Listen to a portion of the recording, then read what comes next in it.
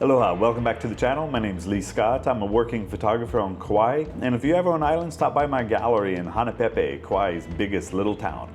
This video I want to share with you a day of wave photography spent chasing waves all over the island of Kauai, starting at Polihale State Park in the pre-dawn, and then we ended up at Kauai. We went end to end on the day of the Eddie Swell, chasing waves, and that's what this video is all about. Throughout the video, I'll also share with you tips and strategies on how you can photograph waves on your next trip to the islands or at your local surf break. And I'll also share with you a few of my go-to wave settings on the Canon R1 and the Leica SL3. All of the photos in the video were taken on location on this big day out, and let me know in the comments what you think.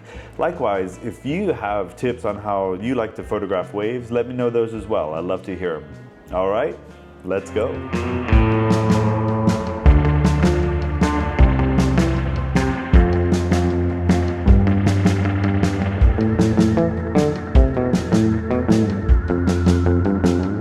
Starting here at the far west side, Polihale, and then we're going to make our way all the way around to the other side of the island, Kauai, on the northwest side.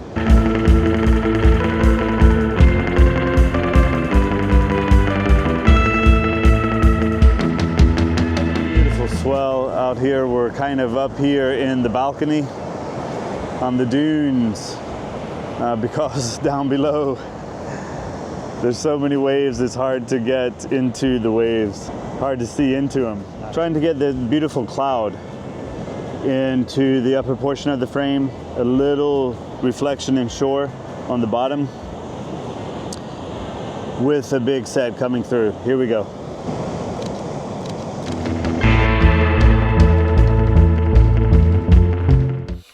There are many types of waves, and there are many ways to photograph them. One of my favorite ways is to show them in a more abstract manner, kind of a soft and fluffy transference of energy. This is especially fun pre-sunrise when the light is low and the pastel colors of the sky mix with the ocean hues. These kind of images are pretty subjective. You either like them or you don't.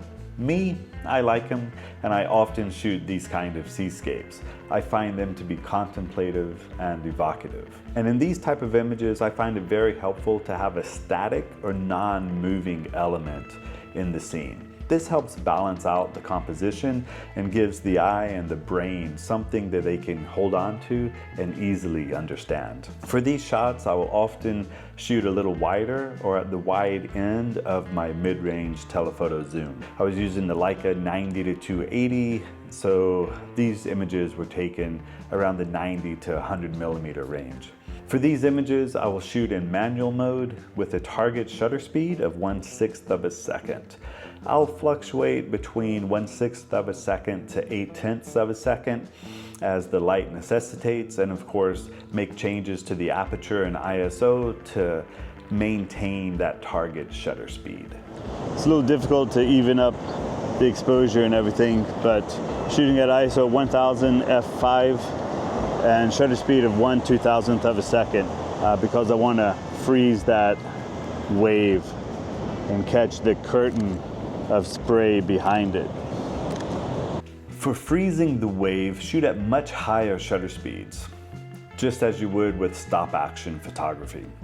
Perhaps start at 1/1000th of a second, and as the light becomes more available, go faster at 1/3200th of a second all the way to 1/8000th of a second, or even faster with today's mirrorless cameras and electronic shutters.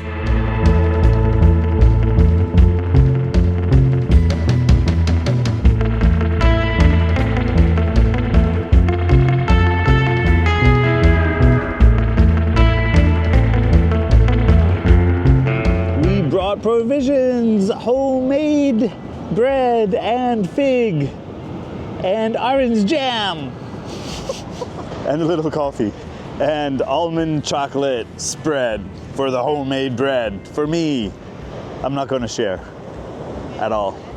What's that? Who made the bread? Oh, homemade bread by Naomi. All right.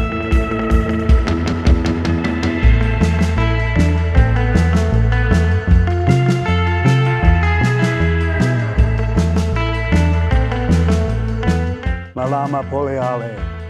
Care for Polihale. Care for this beautiful place. Come out here, enjoy it, but care for it so others can come out and enjoy it as well. It's a beautiful place. Mahalo Polihale. The end-to-end surf session continues. We had halftime in Omao at the house.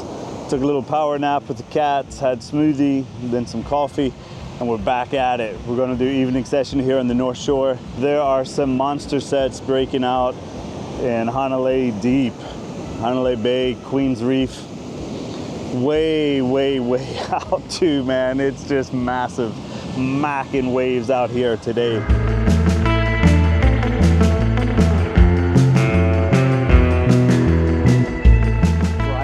Daylight, I will often go off of manual mode and shoot at aperture priority with exposure bias of -2/3 to allow for the highlights in the white water to remain intact, right? So I don't want to blow out the highlights in that white water. So if you can envision the wave coming through, the ocean will be blue, blue, blue, blue, blue, crest, a little white, but when it splashes, it'll really go white. And sometimes that's the most interesting part of the wave, and you want to keep those details intact. And so that's where the aperture priority with a -2/3 exposure bias helps.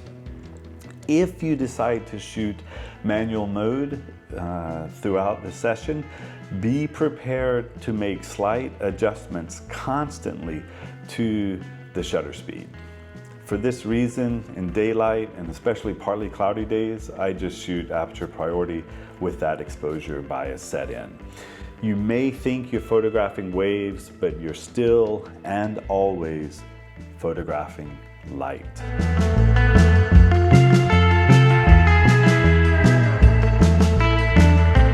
What I am working on with both the 400 2.8 and the Canon R1 is shooting down the coast at the waves breaking onto the rocks right there, and then that massive splash. We'll try to get a video recording of it. I'm also shooting it with the Leica SL3 and 90-280 just to give a little more perspective, especially for the larger bombs that come through.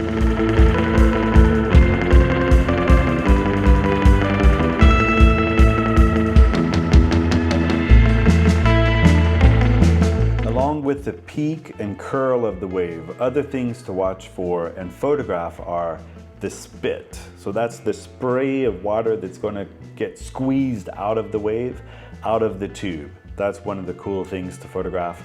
The spray or the rip curl that's coming off the back of the wave, that's going to be an indication of the wind, but also the size of the wave. So on this day of the Eddie Swell, the rip curl was pretty massive coming off these big waves. The third thing to look for is the surfbow. This is going to be a literal rainbow that's going to form either from the rip curl or as the wave crashes and the water dissipates, that moisture will be lit up by the sun shining behind you onto the moisture in front, and that'll give you the surfbow, which is really cool. And the physics of the surfbow are just the same as any other rainbow. You have moisture in front of you, in this case coming from the wave itself, the rip curl, or the splash, sunlight shining behind you onto the wave, boom, surfbow. Really cool to catch. Other things to look for are the details. Details in the wave and the water, the color, the lines, the patterns in the surface of the water, the face of the wave, particularly on the second, third, fourth wave of the set. So after that first wave's come through and that pretty water, that clean water is turned white, and as the water lifts up for that second or third wave, you'll often be able to catch details in the surface of the ocean, which is really cool to photograph. And then lastly, shape.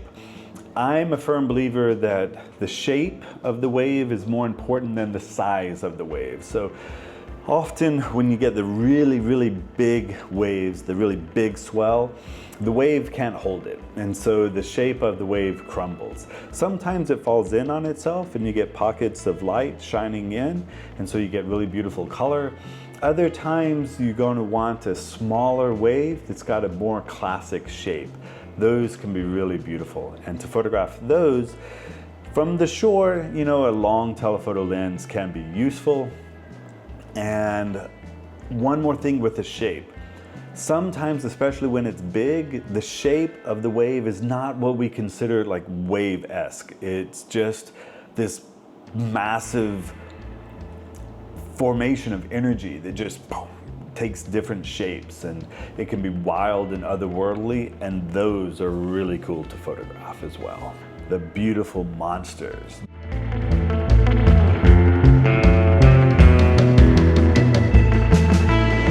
Our end-to-end day of photography continues. Final stop, Kauai Beach, where the waves are just churning. Came for one shot, basically, and that's getting missed down the Nepali coast. Sun's a little too bright now. Earlier it was kind of happening, actually, when we first got here, but unfortunately the sun came from behind the cloud and the mist is gone. Hopefully it comes back. I think it will around sunset.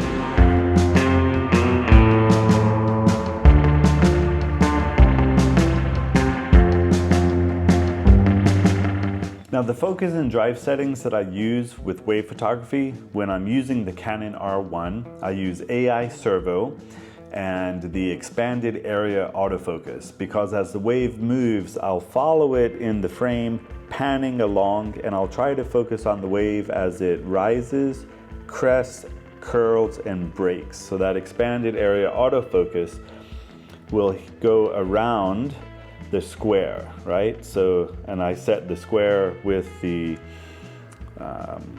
multi-directional magic button on the R1 with my thumb. I'll move that along, follow it, and it'll hit over the wave. Ideally, that's the thinking that I have. I shoot low speed continuous, and I have it capped at 5 frames a second. Sometimes I'll go to 7.5 frames a second, but I don't want to shoot at high speed or high speed plus, because I'll come home with literally 3,000 photos from an hour of wave photography. And I'll use electronic shutter. So with the Canon R1, I'm always using the electronic shutter. Now with the Leica SL3, the electronic shutter is terrible because you get just horrific rolling shutter. So I'm always shooting mechanical shutter with the Leica SL3 at a continuous mode of 4 frames a second. And the autofocus that I use is autofocus field continuous. So field autofocus continuous. And the profile I've set up is runner. And the logic that I have for that is the wave moves in a straight line, just as a runner would. And it seems to be working okay. But if you have a profile that you like to use for your wave photography when you're shooting with the Leica SL3, let me know. I'd love to try it out. Thanks. All right, lastly, I want to briefly talk to you about the gear that you're going to need for your surf photography. Number one is going to be the camera, APS-C sensor or full frame sensor, medium format, whatever. Just get a nice camera that you're willing to take out to the beach.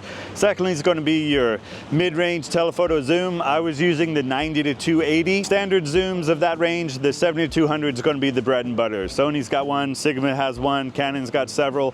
If you're a Canon shooter, the RF 70 to 200 telescopic zoom is going to be a nice option. Or try that new one, the 70 to 200 power zoom, because that's an internal zoom. I think that's going to be a little better. Or then you could also try any of the EF with the RF adapter included. The version 1, 2, or 3 is going to be nice. They're going to be a little heavier, but again, those are going to be the internal zooming options for you. I think the f2.8 aperture is going to be the best option. The f4 is also certainly suitable for any of the surf photography that you're doing, but if you drop in the money, I'd go for the 2.8. This 90 to 280 from Leica, I really like it. Even though it's not a constant 2.8 aperture, it does have 80 millimeter longer on the long end. So I like that extra length that it has, even though it does get to f4.0 on the long end. Now for doing the soft and fluffy, more abstract waves, I think you're going to need a shutter release of some kind. I have this outrageously expensive Leica cable that I use. You could also use an app. I think most of the cameras will have a remote shutter release option in their app. And you're going to need the tripod for any of those slower exposures. With the tripod, I think it's going to be very useful to have a ball head with the panning option. That way you can follow the wave as it comes in, keeping that horizon line level. The tendency is if you're handheld, as the wave comes in, you angle the camera. It's not intentional, but you end up, at least I end up angling the camera a bit, and so I'm losing the flat horizon line.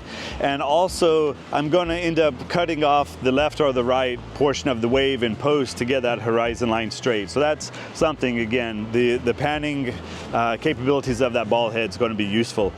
And lastly is going to be that second camera body. Wide angle lens I use is Leica Q2. Something that you're willing to take out to the beach. You're at the beach, you're in Hawaii. It's going to be beautiful. Take pictures of the palm trees, of the mountains, of the mist coming up, or the way the sunlight comes in, and maybe even a rainbow. So have fun with it, get your gear, be careful with it, but don't worry about taking it to the beach in the sand. Always wipe it down with microfiber towel afterwards, damp cloth, and care for the gear, it'll care for you. All right, that's it. If you have any questions on any of this, or if you have recommendations on the gear that you use for your surf photography, let me know in the comments. Thank you so much. Aloha.